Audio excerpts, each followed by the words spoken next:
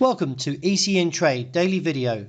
Before we begin, it should be noted that any advice is of a general nature only and that your personal circumstances have not been taken into consideration. Hello everyone, my name is Rob Clayton and thank you for joining me.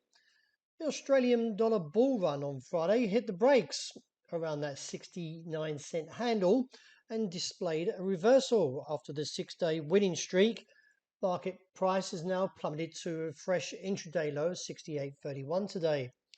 In light of the pattern, there could be further weakness due to the fact the market is somewhat overbought, and no doubt profit taking could actually start accelerating, sending the market lower, possibly down towards 67.70 and reassess from there.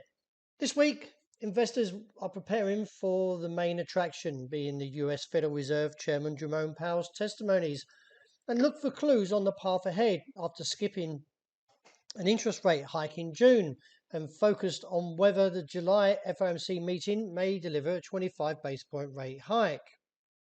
Also, with the calendar being somewhat relatively light for this week, all eyes will be on the monetary policy meeting minutes from the RBA, and therefore to see whether or not if there's any clues from the RBA to a rate hike possibly at the beginning of next month. With the technicals also buckling as well, does warrant a pullback, and after this 6-day stretch, I feel the market could actually descend about 80 points as mentioned and reassess. Looking at the euro price action, it looks a little bit mixed as it gets closer towards that top side of 109.80.90.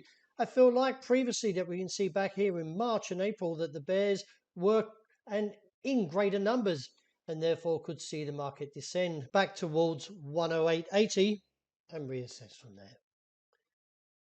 All cheers, or more to the fact, the market bulls were cheering due to the fact that the dollar surged on Friday and claimed its target of 142. From there, we're seeing a little bit of profit taking come back into play. But I would like to point out that due to the weekly close being somewhat bullish, there is a little bit of divergence here, but it's the ADX that I'm really watching closely. May actually see eventually a break above 142 and look up towards 145 as a next broader target. Overall, though, the pullback could see support around 140.80 before looking for that final challenge and see if we can clear 142.